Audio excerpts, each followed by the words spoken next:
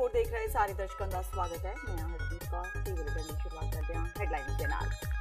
सिख कतलेआम का दोषी सज्जन कुमार का जेल विच होया बुरा हाल, रो रो के कटिया जेल का पहला दिन, नहीं खाधी रोटी। प्रशासन ने भी आम कैदियां वांग ही कीता वतीरा, पर सिख कैदियां तो रखिया दूर।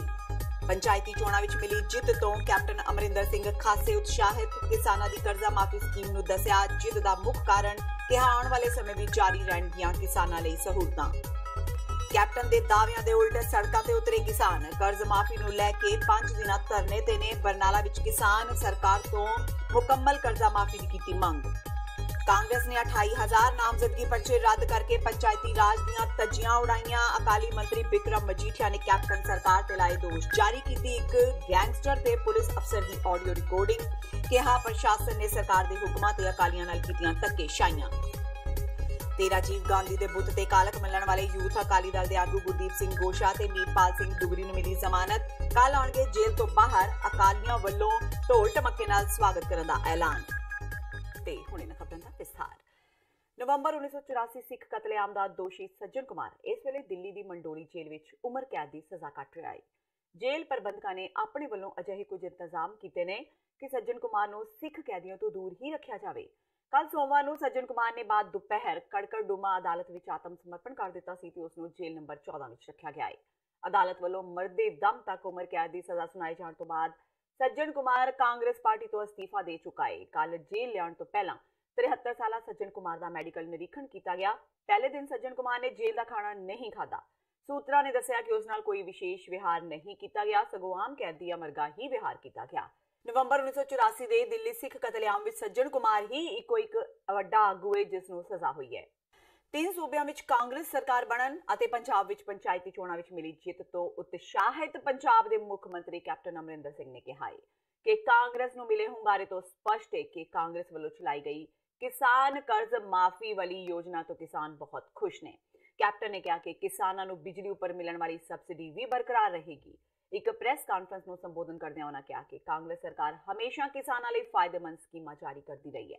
कैप्टन ने कहा कि कांग्रेस प्रधान राहुल गांधी ने यह वादा किया होया है कि जेकर केंद्र विच भी कांग्रेस की सत्ता आउंदी है तो पूरे देश लई अजिहियां कर्जा माफी वर्गियां होर बहुत सारियां स्कीमां चलाउण दा ऐलान करनगे।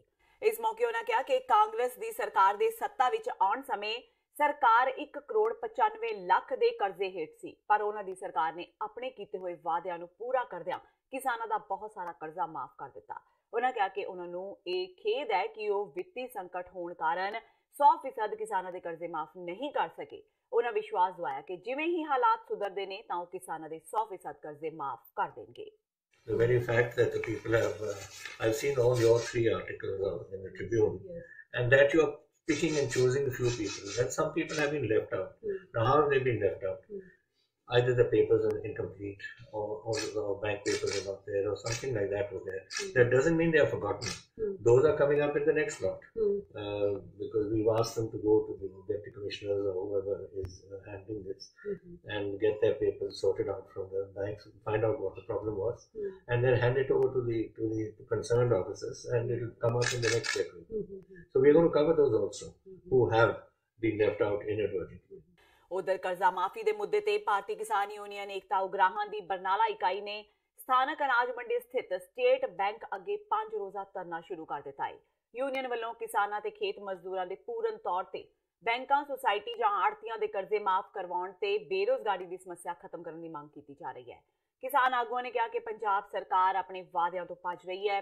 प्रदर्शनकारियों ने कहा कि चोणां वेले कैप्टन ने गुटका साहब हत्थ विच फड़ के हफ्ते अंदर नशा खत्म करने की सौं खाधी सी ते किसानां ते खेत मजदूरां दे मुकम्मल कर्जे माफ करने का वादा किया सी, पर अज कैप्टन सरकार नूं 2 साल हो गए, अजे तक पंजाब अंदर नशा भी विक रहा है ते कर्जे भी माफ नहीं होए। उन्हां पंजाब सरकार नूं चेतावनी दिंदिआं कहा कि जे कैप्टन सरकार ने किसानां ते खेत मजदूरां दा मुकम्मल कर्जा माफ ना कीता तां ओह वड्डा संघर्ष विड्डणगे। ਅੱਜ ਅਸੀਂ ਸਾਰੇ ਪੰਜਾਬ ਦੇ ਵਿੱਚ ਸਾਰੇ ਜ਼ਿਲ੍ਹਿਆਂ ਦੇ ਵਿੱਚ ਇੱਕ ਬੈਂਕ ਮੂਹਰੇ ਦਿਨ ਰਾਤ ਦਾ 5 ਰੋਜ਼ਾ ਸਾਡਾ ਮੋਰਚਾ ਸ਼ੁਰੂ ਹੋ ਚੁੱਕਿਆ ਸਾਰੇ ਪੰਜਾਬ ਦੇ ਵਿੱਚ। ਸਰਕਾਰ ਨੂੰ ਜਗਾਉਣ ਲਈ ਸਰਕਾਰ ਨੇ ਜਿਹੜੇ ਗੁਟਕਾ ਸਾਹਿਬ ਦੀ ਸਹੁੰ ਖਾ ਕੇ ਲੋਕਾਂ ਨਾਲ ਵਾਅਦੇ ਕੀਤੇ ਹੈ, ਸਾਰਾ ਕਰਜ਼ਾ ਮਾਫ ਕਰਾਂਗੇ, ਅਵਾਰਾ ਪਸ਼ੂਆਂ ਦਾ ਪ੍ਰਬੰਧ ਕਰਾਂਗੇ, ਅਸੀਂ ਨਸ਼ਾ 1 ਹਫ਼ਤੇ 'ਚ ਖਤਮ ਕਰਾਂਗੇ, ਘਰ ਘਰ ਸਰਕਾਰੀ ਨੌਕਰੀ ਦੇਵਾਂਗੇ, ਬੁਢੇਪਾ ਪੈਨਸ਼ਨ 2500 ਰੁਪਇਆ ਦੇਵਾਂਗੇ, ਸਗਨ ਸਕੀਮ ਦੁੱਗਣੀ ਕਰਾਂਗੇ। ਅਸੀਂ ਸਾਰੀਆਂ ਸਮੱਸਿਆ ਦਾ ਹੱਲ ਕਰਾਂਗੇ। ਸਾਡੀ ਸਰਕਾਰ ਦੇ ਆਉਣ ਦੇ ਉੱਤੇ ਸਹੁੰ ਖਾਧੀ ਹੈ ਗੁਟਕਾ ਸਾਹਿਬ ਦੀ, ਪਰ ਅੱਜ ਜਦੋਂ ਸਰਕਾਰ 2 ਸਾਲ ਹੋ ਗਏ ਬਣੀ ਨੂੰ, ਕਾਂਗਰਸ ਪਾਰਟੀ ਦੀ ਸਰਕਾਰ, ਕੈਪਟਨ ਮੁੱਖ ਮੰਤਰੀ ਹੈ ਪੰਜਾਬ ਦਾ, ਉਹਦੀ ਟੀਮ ਹੈ ਜਿਹੜੀ ਉਹ ਫੇਲ ਹੋ ਰਹੀ ਹੈ। ਆਉਣ ਵਾਲੇ ਦਿਨਾਂ ਦੇ ਵਿੱਚ ਉਹਦਾ ਝੁੱਗਾ ਚੌੜ ਕਰ ਦਿਆਂਗੇ, ਉਹਦਾ ਝੁੱਗਾ ਪਾੜਾਂਗੇ ਪਿੰਡਾਂ ਦੇ ਵਿੱਚ ਜਾ ਕੇ। ਸਾਡੀ ਸਾਰੀ ਟੀਮ ਹੈ ਜਿਹੜੀ, ਸਾਰੇ ਸਾਡੇ ਆਗੂ ਨੇ ਥੱਲੇ ਤੋਂ ਲੈ ਕੇ ਤਾਹਾਂ ਤੱਕ ਜ਼ਿਲ੍ਹੇ ਵਾਲੇ ਬਲਾਕਾਂ ਵਾਲੇ ਲੱਗੇ ਹੋਏ ਨੇ।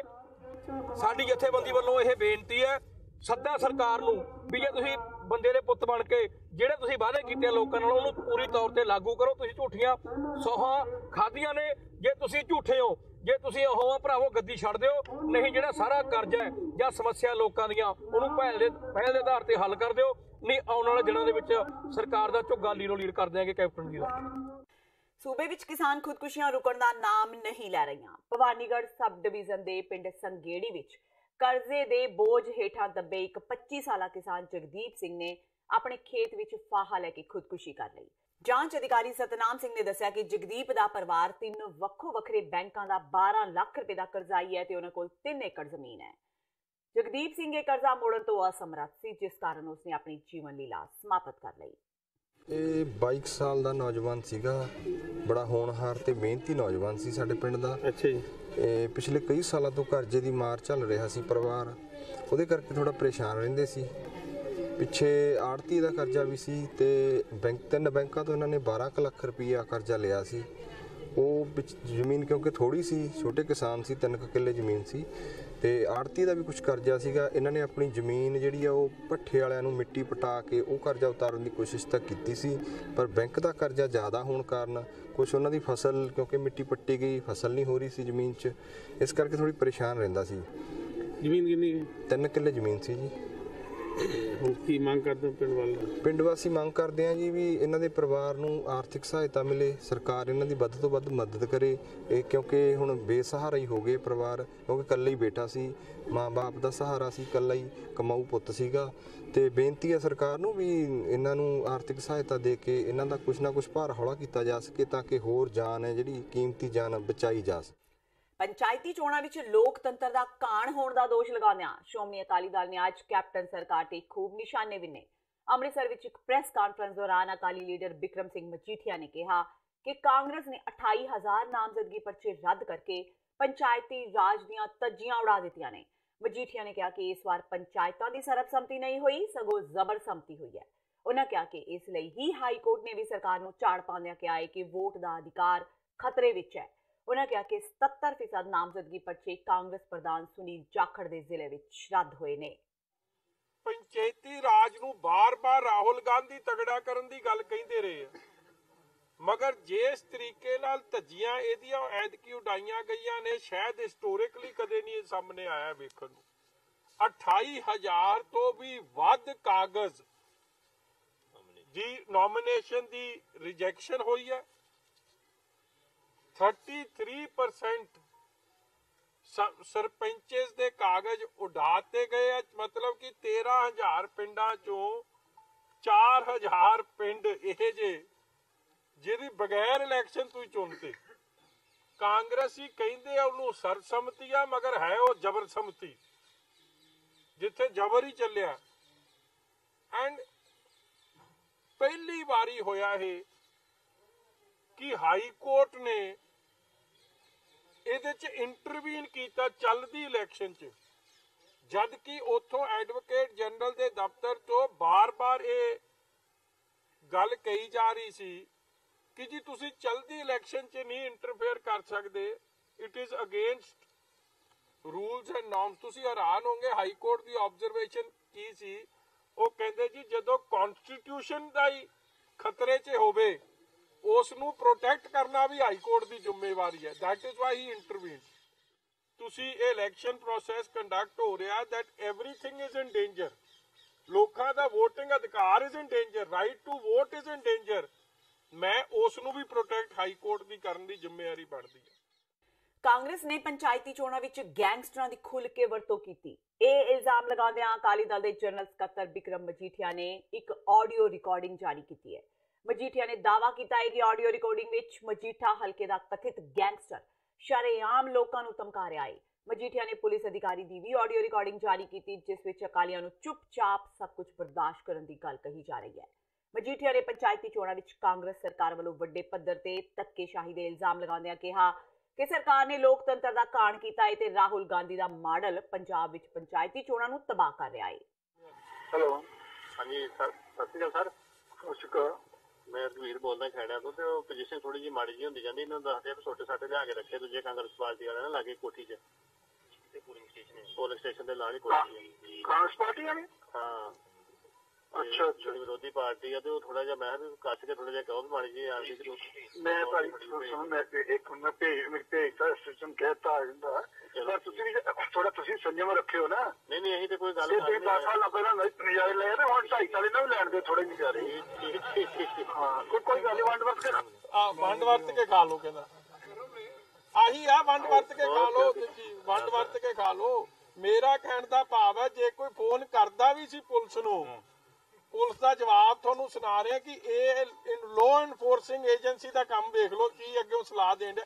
ਉਧਰ ਵਿਧਾਨ ਸਭਾ ਹਲਕਾ ਸਨੌਰ ਤੋਂ ਵਿਧਾਇਕ ਤੇ ਅਕਾਲੀ ਲੀਡਰ ਹਰਿੰਦਰਪਾਲ ਸਿੰਘ ਚੰਦੂਮਾਜਰਾ ਨੇ ਚੋਣ ਤਾਂਦਲੀਆਂ ਬਾਰੇ ਰਾਜ ਚੋਣ ਕਮਿਸ਼ਨਰ ਨੂੰ ਇੱਕ ਮੰਗ ਪੱਤਰ ਸੌਂਪਿਆ।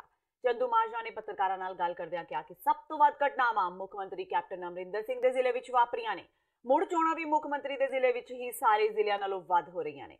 ਉਹਨਾਂ ਕਿਹਾ ਕਿ ਵੱਡੀ ਗਿਣਤੀ ਵਿੱਚ ਜਾਲੀ ਵੋਟਾਂ ਦਾ ਭੁਗਤਾਨ ਵੀ ਪਟਿਆਲਾ ਜ਼ਿਲ੍ਹੇ ਵਿੱਚ ਕੀਤਾ ਗਿਆ। ਮਰੇ ਹੋਏ ਵੋਟਰਾਂ ਤੇ ਵਿਦੇਸ਼ ਗਏ ਲੋਕਾਂ ਦੀਆਂ ਵੋਟਾਂ ਨਾਜਾਇਜ਼ ਢੰਗ ਨਾਲ ਭੁਗਤਾਈਆਂ ਗਈਆਂ। ਉਹਨਾਂ ਦੋਸ਼ ਲਗਾਇਆ ਕਿ ਪੁਲਿਸ ਮੁਲਾਜ਼ਮਾਂ ਨੇ ਉਮੀਦਵਾਰਾਂ ਦੇ ਏਜੰਟਾਂ ਨੂੰ ਬੂਥਾਂ ਵਿੱਚੋਂ ਬਾਹਰ ਕੱਢ ਦਿੱਤਾ ਸੀ। ਇਸ ਕਾਰਨ ਜ਼ਾਹਿਰ ਹੋ ਗਿਆ ਹੈ ਕਿ ਪੁਲਿਸ ਤੇ ਪ੍ਰਸ਼ਾਸਨ ਸੱਤਾਧਾਰੀਆਂ ਦੇ ਹੱਕ ਵਿੱਚ ਭੁਗਤਿਆ ਹੈ। ਕਮਿਸ਼ਨ ਦੇ ਨੋਟਿਸ ਵਿੱਚ ਜ਼ਿਲ੍ਹਾ ਪਟਿਆਲਾ ਦੇ ਵਿੱਚ ਪੰਚਾਇਤੀ ਚੋਣਾਂ ਦੇ ਵਿੱਚ ਹੋਈਆਂ ਧਾਂਦਲੀਆਂ ਕਿ ਉਹਨਾਂ ਦਾ ਜਿਹੜਾ ਉਹਨਾਂ ਦੇ ਧਿਆਨ ਵਿੱਚ ਲਿਆਂਦਾ ਨੋਟਿਸ ਵਿੱਚ ਲਿਆਂਦਾ ਬੋਸਰ ਕਲਾਂ ਵਰਗੇ ਪਿੰਡ ਦੇ ਵਿੱਚ ਗੋਲੀ ਚੱਲੀ ਬੂਥ ਕੈਪਚਰ ਹੋਇਆ ਬਹੁਤ ਵੱਡਾ ਪਿੰਡ ਆ ਉਹ ਸ਼ਰੇਆਮ ਗੁੰਡਾਗਰਦੀ ਹੋਈ ਤੇ ਉੱਥੋਂ ਦੇ ਜਿਹੜੇ ਅਧਿਕਾਰੀ ਨੇ ਚੈਨਲਸ ਦੇ ਉੱਤੇ ਚੱਲ ਰਿਹਾ ਵੀ ਗੋਲੀਆਂ ਚੱਲ ਰਹੀਆਂ ਹਿੰਦੁਸਤਾਨ ਭਰ ਵਿੱਚ ਪਤਾ ਵੀ ਬੋਸਰ 'ਚ ਘਟਨਾ ਵਾਪਰੀ ਹੈ ਪਰ ਜਿਹੜੇ ਜ਼ਿਲ੍ਹਾ ਪਟਿਆਲਾ ਦੇ ਅਧਿਕਾਰੀ ਨੇ ਉਹ ਕਹਿ ਰਹੇ ਨੇ ਵੀ ਬਿਲਕੁਲ ਪੀਸਫੁਲ ਰਿਹਾ ਜੀ ਮਾਹੌਲ। ਤੇ ਦੂਜੀ ਗੱਲ ਬੂਥ ਕੈਪਚਰ ਪੁਲਿਸ ਨੇ ਅੱਗੇ ਹੋ ਕੇ ਆਪ ਕਰਾਇਆ ਸਾਰਾ ਕੁਝ ਇਲੈਕਸ਼ਨ ਕਮਿਸ਼ਨ ਸਾਹਿਬ ਦੇ ਨੋਟਿਸ 'ਚ ਲਿਆਂਦਾ ਤੇ ਮੈਂ ਇਹਨਾਂ ਨੂੰ ਇਹ ਗੱਲ ਕਹੀ ਆ ਵੀ ਇੱਕ ਪ੍ਰੈਸੀਡੈਂਟ ਸੈੱਟ ਕਰੋ ਬੇਨਤੀ ਕੀਤੀ ਆ ਕਿਉਂਕਿ ਪਟਿਆਲੇ ਜ਼ਿਲ੍ਹੇ ਦੀ ਆਪਣੀ ਇੱਕ ਅਹਿਮੀਅਤ ਆ ਜੇ ਉੱਥੋਂ ਦੇ ਮੁੱਖ ਮੰਤਰੀ ਨੇ ਪੰਜਾਬ ਦੇ ਜੇ ਮੁੱਖ ਮੰਤਰੀ ਸਾਹਿਬ ਦੇ ਜ਼ਿਲ੍ਹੇ ਦੇ ਵਿੱਚ ਇਦਾਂ ਦੀਆਂ ਘਟਨਾਵਾਂ ਵਾਪਰ ਰਹੀਆਂ ਤੇ ਖਾਸ ਤੌਰ ਦੇ ਉੱਤੇ ਮੈਂ ਤੁਹਾਨੂੰ ਇਹ ਵੀ ਦੱਸਣਾ ਚਾਹੁੰਦਾ ਕਿ ਮੈਂ ਬਕਾਇਦਾ ਰੂਪ 'ਚ ਚੋਣ ਤੋਂ 4 ਦਿਨ ਪਹਿਲਾਂ ਪਿੰਡਾਂ ਦੇ ਨਾਂ ਦੱਸੇ 20 ਦੇ ਕਰੀਬ ਪਿੰਡ ਸੀ ਉਹ ਵੀ ਇਹਨਾਂ ਪਿੰਡਾਂ ਦੇ ਵਿੱਚ ਬੂਥ ਕੈਪਚਰਿੰਗ ਹੋਊਗੀ ਇਹਨਾਂ ਪਿੰਡਾਂ ਦੇ ਵਿੱਚ ਕੋਈ ਜਾਨੀ ਮਾਲੀ ਨੁਕਸਾਨ ਵੀ ਹੋ ਸਕਦਾ ਘਟਨਾ ਹੋਊਗੀ ਤੇ ਇਹਨੂੰ ਰੋਕਣ ਦੀ ਜ਼ਿੰਮੇਵਾਰੀ ਪ੍ਰਸ਼ਾਸਨ ਤੇ ਇਲੈਕਸ਼ਨ ਕਮਿਸ਼ਨ ਦੀ ਆ। ਮੁੱਖ ਮੰਤਰੀ ਸਾਹਿਬ ਨੂੰ ਵੀ ਚਿੱਠੀ ਲਿਖੀ ਇਹਦੇ ਅਧੀਨ ਪਰ ਮੈਂ ਇਹਦੇ ਬਾਵਜੂਦ ਵੀ ਕੁਝ ਗਿਣਤੀ ਦੇ ਪਿੰਡ ਸੀ ਉਹ ਜਿਨ੍ਹਾਂ ਦਾ ਮੈਂ ਧਿਆਨ 'ਚ ਲਿਆਂਦਾ ਸੀ ਤੇ ਉਹਨਾਂ ਗਿਣਤੀ ਦੇ ਪਿੰਡਾਂ ਨੂੰ ਵੀ ਸੁਰੱਖਿਅਤ ਨਹੀਂ ਰੱਖ ਸਕੇ ਪ੍ਰਸ਼ਾਸਨ ਤੋਂ ਮੈਂ ਮੰਗ ਕੀਤੀ ਆ ਵੀ ਰੀਪੋਲਿੰਗ ਕਰਵਾਈ ਜਾਵੇ। 1984 ਦੇ ਦੰਗਿਆਂ ਵਿੱਚ ਆਪਣਾ ਪਰਿਵਾਰ ਕਤਲ ਹੋਣ ਦੀ ਸੂਰਤ ਵਿੱਚ ਦਹਾਕਿਆਂ ਤੱਕ ਚੱਲੀ ਕਾਨੂੰਨੀ ਲੜਾਈ ਜਿੱਤਣ ਵਾਲੀ ਸਿਰੜੀ ਬੀਬੀ ਜਗਦੀਸ਼ ਕੌਰ ਨੂੰ ਸ਼੍ਰੋਮਣੀ ਅਕਾਲੀ ਦਲ ਦੇ ਪ੍ਰਧਾਨ ਸੁਖਬੀਰ ਸਿੰਘ ਬਾਦਲ ਨੇ ਸਨਮਾਨਿਤ ਕੀਤਾ। ਉਹਨਾਂ ਕਿਹਾ ਕਿ 1984 ਕਤਲੇਆਮ ਦਾ ਅਸਲੀ ਦੋਸ਼ੀ ਰਾਜੀਵ ਗਾਂਧੀ ਸੀ। ਸ਼੍ਰੋਮਣੀ ਅਕਾਲੀ ਦਲ ਦੇ ਪ੍ਰਧਾਨ ਸੁਖਬੀਰ ਬਾਦਲ ਨੇ ਅੱਜ 1984 ਕਤਲੇਆਮ ਦੀ ਪੀੜਤ ਤੇ ਗਵਾਹ ਬੀਬੀ ਜਗਦੀਸ਼ ਕੌਰ ਨੂੰ ਸਨਮਾਨਿਤ ਕਰਦਿਆਂ ਮੰਗ ਕੀਤੀ ਕਿ ਗਾਂਧੀ ਪਰਿਵਾਰ ਖਿਲਾਫ ਮੁਕੱਦਮਾ ਚਲਾਇਆ ਜਾਵੇ ਕਿਉਂਕਿ 1984 ਵਿੱਚ ਸਿੱਖਾਂ ਦਾ ਕਤਲੇਆਮ ਕਰਵਾਉਣ ਵਾਲੇ ਅਸਲੀ ਦੋਸ਼ੀ ਉਹੀ ਨੇ। ਨਸਲਕੁਸ਼ੀ ਦੀ ਗਵਾਹ ਤੇ ਆਪਣੇ ਪਰਿਵਾਰ ਦੇ 3 ਮੈਂਬਰਾਂ ਨੂੰ ਸਿੱਖ ਕਤਲੇਆਮ ਦੌਰਾਨ ਗਵਾ ਚੁੱਕੀ ਬੀਬੀ ਜਗਦੀਸ਼ ਕੌਰ ਵੱਲੋਂ ਇਹ ਦੱਸਣ ਮਗਰੋਂ ਕਿ ਸਿੱਖਾਂ ਦੇ ਸਮੂਹਿਕ ਕਤਲੇਆਮ ਦੀ ਵਿਉਂਤ ਸਾਬਕਾ ਪ੍ਰਧਾਨ ਮੰਤਰੀ ਰਾਜੀਵ ਗਾਂਧੀ ਵੱਲੋਂ ਕੜੀ ਗਈ ਸੀ। ਅਕਾਲੀ ਦਲ ਦੇ ਪ੍ਰਧਾਨ ਨੇ ਬਿਆਨ ਜਾਰੀ ਕਰਦਿਆਂ ਕਿਹਾ ਕਿ ਬੀਬੀ ਜਗਦੀਸ਼ ਕੌਰ ਨੇ ਦੱਸਿਆ ਹੈ ਕਿ ਕਿਸ ਤਰ੍ਹਾਂ ਸੱਜਣ ਕੁਮਾਰ ਵਰਗੇ ਕਾਂਗਰਸੀ ਆਗੂ ਰਾਜੀਵ ਗਾਂਧੀ ਦੇ ਹੁਕਮਾਂ ਦੀ ਪਾਲਣਾ ਕਰ ਰਹੇ ਸਨ। ਉਹਨਾਂ ਕਿਹਾ ਕਿ ਇਸ ਗਵਾਹੀ ਦੀ ਰੌਸ਼ਨੀ ਵਿੱਚ ਸੋਨੀਆ ਗਾਂਧੀ ਦੀ ਵੀ ਪੁੱਛਗਿੱਛ ਹੋਣੀ ਚਾਹੀਦੀ ਹੈ ਤੇ ਕਾਨੂੰਨ ਮੁਤਾਬਕ ਉਸ ਖਿਲਾਫ ਵੀ ਕਾਰਵਾਈ ਕੀਤੀ ਜਾਣੀ ਚਾਹੀਦੀ ਹੈ। ਨਵੇਂ ਸਾਲ ਦੀ ਵੱਡੀ ਖੁਸ਼ੀ ਸਿੱਖ ਕੌਮ ਨੂੰ ਮਿਲੀ ਹੈ ਕਿ ਜਿਹੜਾ ਸਿੱਖ ਕੌਮ ਦਾ ਦੋਸ਼ੀ ਕਾਂਗਰਸੀ ਲੀਡਰ ਸੱਜਣ ਕੁਮਾਰ ਅੱਜ ਜੇਲ੍ਹ ਵਿੱਚ ਹੈ। 34 ਸਾਲ ਬਾਅਦ ਕੌਮ ਨੂੰ ਇਨਸਾਫ ਮਿਲਿਆ। ਪਰਮਾਤਮਾ ਦੀ ਇੰਨੀ ਮਿਹਰ ਹੋਈ ਹੈ ਨਵੇਂ ਸਾਲ ਦਾ ਪਰਮਾਤਮਾ ਨੇ ਬਹੁਤ ਵੱਡਾ ਤੋਹਫਾ ਕੌਮ ਨੂੰ ਦਿੱਤਾ। ਸਰ ਤੁਸੀਂ ਸੋਨੀਆ ਗਾਂਧੀ ਡਿਮਾਂਡ ਕੀਤੀ ਹੈ ਜੀ ਕਿ ਉਹਨਾਂ ਨੂੰ ਵੀ ਪਰਿਵਾਰ ਨੂੰ ਕਿਉਂਕਿ ਅਸਲੀ ਦੋਸ਼ੀ ਮੈਂ ਜੇ ਤੁਸੀਂ ਜਾਓ ਅਸਲੀ ਦੋਸ਼ੀ ਤਾਂ ਗਾਂਧੀ ਪਰਿਵਾਰ ਹੈ ਜਿਨ੍ਹਾਂ ਦੇ ਹੁਕਮ ਤੇ ਹੋਇਆ। ਸੱਜਣ ਕੁਮਾਰ ਟਾਈਟਲਰ ਤੇ HKL ਭਗਤ ਸਾਰੇ ਉਹ ਤਾਂ ਅੱਗੇ ਕਰਨ ਵਾਲੇ ਹੈ ਪਰ ਜਿਨ੍ਹਾਂ ਨੇ ਹੁਕਮ ਹੋਇਆ ਤਾਂ ਉਦੋਂ ਰਾਜੀਵ ਗਾਂਧੀ ਦਾ ਹੋਇਆ ਸੀ ਹੁਕਮ। ਅੱਜ ਤੁਸੀਂ ਬੀਬੀ ਜਗਦੀਸ਼ ਕੌਰ ਜੀ ਨੇ ਗੱਲ ਕਹੀ ਹੈ ਕਿ ਕਰਨ ਵਾਲਾ ਤਾਂ ਰਾਜੀਵ ਗਾਂਧੀ ਸੀ। ਸੋ ਜੇ ਰਾਜੀਵ ਗਾਂਧੀ ਕਰਨ ਵਾਲਾ ਸੀ ਤਾਂ ਫਿਰ ਕੇਸ ਤਾਂ ਉਹਨਾਂ ਦੇ ਵੀ ਹੋਣਾ ਚਾਹੀਦਾ। ਤੇ ਹੁਣ ਵੇਲਾ ਹੋ ਗਿਆ ਬ੍ਰੇਕ ਦਾ। ਬਾਕੀ ਦੀਆਂ ਖਬਰਾਂ ਇਸ ਬ੍ਰੇਕ ਤੋਂ ਬਾਅਦ।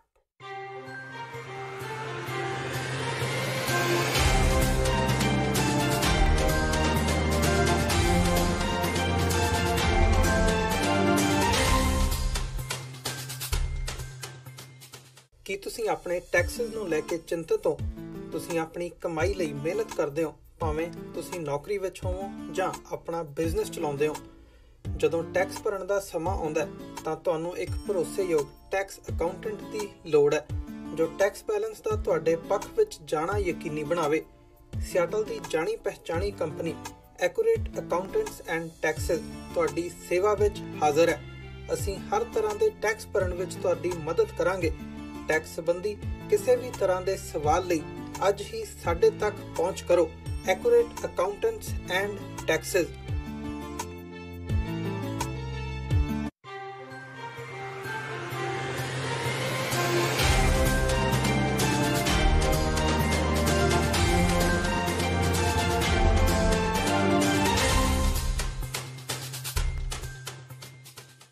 ਬ੍ਰੇਕ ਤੋਂ ਬਾਅਦ TV 84 ਦੇ ਖਬਰਾਂ ਦੇ ਬੁਲੇਟਿਨ ਵਿੱਚ ਸਵਾਗਤ ਹੈ। ਵਧਦੇ ਹਾਂ ਅਗਲੀ ਖਬਰ ਵੱਲ। ਅਕਾਲ ਤਖ਼ਤ ਸਾਹਿਬ, ਸ਼੍ਰੋਮਣੀ ਅਕਾਲੀ ਦਲ ਤੇ ਸਿੱਖ ਕੌਮ ਦਾ ਸਭ ਤੋਂ ਵੱਧ ਨੁਕਸਾਨ ਬਾਦਲਾਂ ਨੇ ਕੀਤਾ ਹੈ, ਜਿਸ ਲਈ ਸੂਬੇ ਦੇ ਲੋਕ ਤੇ ਸਮੁੱਚੀ ਸਿੱਖ ਕੌਮ ਬਾਦਲ ਪਰਿਵਾਰ ਨੂੰ ਕਦੇ ਮਾਫ ਨਹੀਂ ਕਰੇਗੀ। ਇਹਨਾਂ ਸ਼ਬਦਾਂ ਦਾ ਪ੍ਰਗਟਾਵਾ ਸਾਬਕਾ ਕੈਬਨਿਟ ਮੰਤਰੀ ਤੇ ਨਵੇਂ ਬਣੇ ਸ਼੍ਰੋਮਣੀ ਅਕਾਲੀ ਦਲ ਟਕਸਾਲੀ ਦੇ ਜਨਰਲ ਸਕੱਤਰ ਸੇਵਾ ਸਿੰਘ ਸੇਖਵਾਂ ਨੇ ਅੱਜ ਸ਼੍ਰੀ ਅਨੰਦਪੁਰ ਸਾਹਿਬ ਵਿਖੇ ਪੱਤਰਕਾਰਾਂ ਨਾਲ ਗੱਲਬਾਤ ਕਰਦਿਆਂ ਕੀਤਾ। ਅੱਜ ਨਵੇਂ ਸਾਲ ਦੇ ਮੌਕੇ ਆਪਣੇ ਸਾਥੀਆਂ ਸਮੇਤ ਖਾਲਸੇ ਦੀ ਜਨਮ ਭੂਮੀ ਤਖਤ ਸ਼੍ਰੀ ਕੇਸਗੜ੍ਹ ਸਾਹਿਬ ਵਿਖੇ ਨਤਮਸਤਕ ਹੋਣ ਆਏ ਸੇਖਵਾਂ ਨੇ ਤਖਤ ਸਾਹਿਬ ਦੇ ਸੂਚਨਾ ਦਫ਼ਤਰ ਵਿਖੇ ਗੱਲਬਾਤ ਕਰਦਿਆਂ ਕਿਹਾ ਕਿ ਬਾਦਲ ਪਰਿਵਾਰ ਵੱਲੋਂ ਆਪਣੀਆਂ ਗਲਤ ਪਾਲਿਸੀਆਂ ਪੁਰਾਣੇ ਤੇ ਟਕਸਾਲੀ ਵਰਕਰਾਂ ਦੀ ਥਾਂ ਸਰਮਾਏਦਾਰਾਂ ਨੂੰ ਅੱਗੇ ਕਰਨ ਦੀ ਵਜ੍ਹਾ ਕਾਰਨ ਅੱਜ ਸ਼੍ਰੋਮਣੀ ਅਕਾਲੀ ਦਲ ਦਾ ਸੂਬੇ ਅੰਦਰ ਬੁਰਾ ਹਾਲ ਹੋ ਗਿਆ ਹੈ। ਪੰਜਾਬ ਦੀ ਜਵਾਨੀ ਨੂੰ ਨਸ਼ਿਆਂ ਵਿੱਚ ਡੋਬਣ, ਸੌਦਾ ਸਾਧ ਨੂੰ ਬਿਨਾਂ ਮੰਗੇ ਸ਼੍ਰੀ ਅਕਾਲ ਤਖ਼ਤ ਸਾਹਿਬ ਤੋਂ ਮਾਫੀ ਦੇਣ, ਸ਼੍ਰੀ ਗੁਰੂ ਗ੍ਰੰਥ ਸਾਹਿਬ ਜੀ ਦੀ ਬੇਅਦਬੀ, ਬਰਗਾੜੀ ਵਿੱਚ ਸ਼ਾਂਤਮਈ ਤਰੀਕੇ ਨਾਲ ਧਰਨਾ ਦੇ ਰਹੀਆਂ ਸਿੱਖ ਸੰਗਤਾਂ ਤੇ ਗੋਲੀ ਚਲਾ ਕੇ ਸਿੱਖ ਨੌਜਵਾਨਾਂ ਨੂੰ ਮੌਤ ਦੇ ਘਾਟ ਉਤਾਰਨ ਲਈ ਸਿੱਧੇ ਤੌਰ ਤੇ ਬਾਦਲ ਪਿਓ ਪੁੱਤਰ ਦੋਸ਼ੀ ਨੇ। ਪੰਜਾਬ ਸਰਕਾਰ ਨੇ ਸੂਬੇ ਵਿੱਚ ਗੈਰ ਕਾਨੂੰਨੀ ਇਮਾਰਤਾਂ ਨੂੰ ਕਾਨੂੰਨੀ ਕਰਨ ਲਈ ਵਨ ਟਾਈਮ ਸੈਟਲਮੈਂਟ ਪਾਲਿਸੀ ਦਾ ਐਲਾਨ ਕੀਤਾ ਹੈ। ਇਸ ਸਕੀਮ ਤਹਿਤ ਬਿਨਾਂ CLU ਤਹਿਤ ਬਣੀਆਂ ਬਿਲਡਿੰਗਾਂ ਨੂੰ ਰੈਗੂਲਰ ਕਰਵਾਇਆ ਜਾ ਸਕੇਗਾ। ਚੰਡੀਗੜ੍ਹ ਵਿੱਚ ਪੱਤਰਕਾਰਾਂ ਨਾਲ ਗੱਲਬਾਤ ਕਰਦਿਆਂ ਨਵਜੋਤ ਸਿੱਧੂ ਨੇ ਕਿਹਾ ਕਿ ਇਸ ਮਸਲੇ ਤੇ ਵਿਚਾਰ ਵਟਾਂਦਰਾ ਕਰਨ ਤੋਂ ਬਾਅਦ ਹੀ ਸਰਕਾਰ ਵੱਲੋਂ ਫੈਸਲਾ ਲਿਆ ਗਿਆ ਹੈ। ਸਿੱਧੂ ਨੇ ਕਿਹਾ ਕਿ ਇਹ ਵੀ ਨਿਸ਼ਚਿਤ ਕੀਤਾ ਗਿਆ ਹੈ ਕਿ 15 ਜਨਵਰੀ 2019 ਤੋਂ ਹਰ ਹਾਲਤ ਵਿੱਚ ਇਮਾਰਤ ਦਾ ਨਕਸ਼ਾ ਆਨਲਾਈਨ ਮੁਹੱਈਆ ਕਰਵਾਉਣਾ ਪਏਗਾ। ਨਵਜੋਤ ਸਿੱਧੂ ਨੇ ਕਿਹਾ ਕਿ ਵਨ ਟਾਈਮ ਸੈਟਲਮੈਂਟ ਨਾਲ ਪੰਜਾਬ ਸਰਕਾਰ ਨੂੰ ਲਗਭਗ 1000 ਕਰੋੜ ਰੁਪਏ ਦਾ ਫਾਇਦਾ ਹੋਵੇਗਾ। ਸਿੱਧੂ ਨੇ ਕਿਹਾ ਕਿ ਇਸ ਪਾਲਿਸੀ ਨੂੰ ਬੁੱਧਵਾਰ ਨੂੰ ਚੰਡੀਗੜ੍ਹ ਵਿੱਚ ਹੋਣ ਵਾਲੀ ਕੈਬਨਿਟ ਮੀਟਿੰਗ ਵਿੱਚ ਪਾਸ ਕਰ ਦਿੱਤਾ ਜਾਵੇਗਾ। ਸਿੱਧੂ ਨੇ ਇਹ ਵੀ ਕਿਹਾ ਕਿ ਇਸ ਸਕੀਮ ਤਹਿਤ ਇਕੱਲੇ ਲੁਧਿਆਣਾ ਇੰਪਰੂਵਮੈਂਟ ਟਰਸਟ ਨੂੰ ਲਗਭਗ 25 ਕਰੋੜ ਦਾ ਫਾਇਦਾ ਹੋਵੇਗਾ। ਇਸ ਦੇ ਨਾਲ ਸਿੱਧੂ ਨੇ ਕਿਹਾ ਕਿ ਪੰਜਾਬ ਸਰਕਾਰ ਟਾਟਾ ਨਾਲ MOU ਸਾਈਨ ਕਰਨ ਜਾ ਰਹੀ ਹੈ, ਜਿਸ ਦੇ ਚਲਦਿਆਂ ਨੌਜਵਾਨਾਂ ਨੂੰ ਰੋਜ਼ਗਾਰ ਵੀ ਮੁਹੱਈਆ ਕਰਵਾਇਆ ਜਾ ਸਕੇਗਾ। ਇਲੀਗਲ ਬਿਲਡਿੰਗ ਪਾਲਿਸੀ ਦੀ one time settlement to the people of Punjab, ਉਹਦੇ ਵਿੱਚ ਵੀ ਆਰ ਇਨਕਲੂਡਿੰਗ ਇੱਕ ਛੋਟੀ ਮੋਟੀ ਚੀਜ਼ ਰਹਿ ਗਈ ਸੀਗੀ, ਹੈ ਤੇ ਬਹੁਤ ਵੱਡੀ, ਕਿ ਕਿਸੇ ਨੇ CLU ਵੀ ਕਰਾਉਣਾ ਹੋਵੇ, ਜਿਹਨੇ CLU ਤੋਂ ਬਿਨਾਂ ਬਿਲਡਿੰਗ ਬਣਾਈ ਹੋਈ ਹੈ ਔਰ ਪੁਰਾਣੀ ਬਣਾਈ ਹੋਈ ਹੈ, ਤੇ we will give him a one time chance to legalise that building. ਦੇਖੋ, ਇਹ ਸਭ ਤੋਂ ਵੱਡਾ ਫਾਈਨੈਂਸ ਦਾ ਮਾਮਲਾ ਸੀਗਾ ਕਿ ਜੀ ਡਿਪਾਰਟਮੈਂਟ ਨੂੰ ਸੈਲਫ ਸਫੀਸ਼ੀਐਂਟ ਹੋਣਾ ਚਾਹੀਦਾ ਹੈ। ਤੁਸੀਂ ਇਮੈਜਿਨ ਨਹੀਂ ਕਰ ਸਕਦੇ ਇਹਦੇ ਨਾਲ ਕਿੰਨੇ ਪੈਸੇ ਆ ਜਾਣੇ। ਹਰ ਕਾਰਪੋਰੇਸ਼ਨ ਨੂੰ ਜਿਹੜੀ ਅੱਜ ਦੀ ਡੇਟ ਦੇ ਵਿੱਚ ਡਿਫੰਕ ਪਈ ਹੈ, ਬੈਂਕਰਪਟ ਪਈ ਹੈ, they will be self sufficient and make no mistake about it. ਤੁਸੀਂ ਲੁਧਿਆਣੇ ਮੈਂ ਆਸ਼ੂ 10,000 ਤੇਰੇ ਲੁਧਿਆਣੇ ਦੇ ਵਿੱਚ ਕੀ 200 ਕਰੋੜ ਤੋਂ ਜ਼ਿਆਦਾ ਸਾਡੇ ਮਤਲਬ 200-300 ਕਰੋੜ ਤੋਂ ਜ਼ਿਆਦਾ ਇਹਦੇ ਤੋਂ ਆਜੂਗਾ ਪੈਸਾ। ਬਾਕੀ ਵੀ ਰਿਲੈਕਸ ਦ ਲਾਜ਼ ਕਿ ਜਿਹੜੀ ਇੰਪਰੂਵਮੈਂਟ ਟਰਸਟ ਦੀ ਜਿਹੜੀ ਜ਼ਮੀਨ ਹੈਗੀ ਹੈ, ਜਿਹੜੀਆਂ ਸਕੀਮਸ ਹੈਗੀਆਂ ਨੇ, ਉਹਦੇ ਵਿੱਚ ਵੀ ਸੇਲ ਦੇ ਨਾਲ we'll give them around 400-500 crore. That's a guarantee. ਜਨਵਰੀ 15 ਤੋਂ ਬਾਅਦ ਮੈਂਡੇਟਰੀ ਹੋ ਜਾਊਗਾ ਵੀ ਹਰੇਕ ਬੰਦੇ ਨੂੰ ਆਪਣੇ ਬਿਲਡਿੰਗ ਦਾ ਨਕਸ਼ਾ ਜਿਹੜਾ ਹੈਗਾ ਉਹ ਆਨਲਾਈਨ ਹੀ ਕਰਾਉਣਾ ਪਊਗਾ। ਅਸੀਂ ਹੋਰ ਵੀ ਕਰ ਦਿੱਤਾ ਹੈ ਕਿ 200 ਗਜ ਦੀ ਜੋ 200 ਗਜ ਦਾ ਜਿਹੜਾ ਮਕਾਨ ਹੈ ਉਹ ਡਿਪਲੋਮਾ ਹੋਲਡਰ ਵੀ ਕਰ ਸਕਦੇ ਆ। 3 ਜਨਵਰੀ ਨੂੰ ਦੇਸ਼ ਦੇ ਪ੍ਰਧਾਨ ਮੰਤਰੀ ਨਰਿੰਦਰ ਮੋਦੀ ਨਵੇਂ ਸਾਲ ਦੀ ਪਹਿਲੀ ਰੈਲੀ ਨੂੰ ਗੁਰਦਾਸਪੁਰ ਵਿਖੇ ਸੰਬੋਧਨ ਕਰਨਗੇ। ਰੈਲੀ ਨੂੰ ਲੈ ਕੇ ਜ਼ਿਲ੍ਹਾ ਪ੍ਰਸ਼ਾਸਨ ਵੱਲੋਂ ਸੁਰੱਖਿਆ ਦੇ ਸਖਤ ਪ੍ਰਬੰਧ ਕੀਤੇ ਗਏ ਨੇ। ਇਸ ਦੇ ਨਾਲ ਹੀ ਭਾਜਪਾ ਤੇ ਅਕਾਲੀ ਦਲ ਇਸ ਰੈਲੀ ਨੂੰ ਸਫਲ ਕਰਨ ਲਈ ਪਿਛਲੇ ਕਈ ਦਿਨਾਂ ਤੋਂ ਪੂਰਾ ਜ਼ੋਰ ਲਗਾ ਰਹੇ ਨੇ। ਦੱਸਿਆ ਜਾ ਰਿਹਾ ਹੈ ਕਿ ਨਰਿੰਦਰ ਮੋਦੀ ਰੈਲੀ ਵਿੱਚ ਕਰੀਬ ਦੁਪਹਿਰ 2 ਵਜੇ ਪਹੁੰਚਣਗੇ ਤੇ ਉਸ ਤੋਂ ਪਹਿਲਾਂ ਰੈਲੀ ਵਿੱਚ ਭਾਜਪਾ ਦੀ ਪੰਜਾਬ ਲੀਡਰਸ਼ਿਪ ਰੈਲੀ ਨੂੰ ਸੰਬੋਧਨ ਕਰੇਗੀ। ਉੱਥੇ ਹੀ ਸੁਰੱਖਿਆ ਦੇ ਮੱਦੇਨਜ਼ਰ ਪੰਜਾਬ ਪੁਲਿਸ ਦੇ ਅਧਿਕਾਰੀ ਲਗਾਤਾਰ ਰੈਲੀ ਵਾਲੇ ਸਥਾਨ ਪੁੱਡਾ ਗਰਾਊਂਡ ਵਿਖੇ ਡਿਊਟੀ ਤੇ ਤਾਇਨਾਤ ਨੇ ਤੇ ਪੁੱਡਾ ਗਰਾਊਂਡ ਵਿਖੇ ਪੰਜਾਬ ਪੁਲਿਸ ਨੂੰ ਛਾਉਣੀ ਵਿੱਚ ਤਬਦੀਲ ਕਰ ਦਿੱਤਾ ਗਿਆ ਹੈ। ਖਾਸ ਤੌਰ ਤੇ ਜੋ ਇਹ ਰੈਲੀ ਹੈ ਇਹਦਾ ਨਾਮ ਹੈ ਪ੍ਰਧਾਨ ਮੰਤਰੀ ਧੰਨਵਾਦ ਰੈਲੀ। ਬਹੁਤ ਵਿਸ਼ਾਲ ਪੰਡਾਲ ਹੈ। ਮੈਂ ਸਮਝਦਾ ਪੰਜਾਬ ਦੀ ਸਭ ਤੋਂ ਵੱਡੀ ਗਰਾਊਂਡ ਹੈ ਰੈਲੀ ਦੀ, ਜਿੱਥੇ ਕਿ ਵਿਸ਼ਾਲ ਸੰਖਿਆ ਵਿੱਚ ਪੰਜਾਬ ਦੇ ਅਲੱਗ-ਅਲੱਗ ਹਿੱਸਿਆਂ 'ਚੋਂ ਆਏ, ਅਲੱਗ-ਅਲੱਗ ਕੋਨਿਆਂ 'ਚੋਂ ਲੋਕਾਂ 'ਚ ਇੰਨਾ ਉਤਸ਼ਾਹ ਨੇ। ਕਈ ਲੋਕ ਤੇ ਇੱਕ ਦਿਨ ਪਹਿਲੇ ਹੀ ਆ ਰਹੇ ਨੇ ਔਰ ਉਹ ਅੰਮ੍ਰਿਤਸਰ ਵਿਖੇ ਠਹਿਰਨਗੇ। ਇੰਨਾ ਉਤਸ਼ਾਹ ਹੈ ਕਿ ਉਹ ਚਾਹੁੰਦੇ ਨੇ ਕਿ ਮੋਦੀ ਜੀ ਦਾ ਇੱਕ ਇੱਕ ਸ਼ਬਦ ਸੁਣ ਕੇ ਜਾਣ।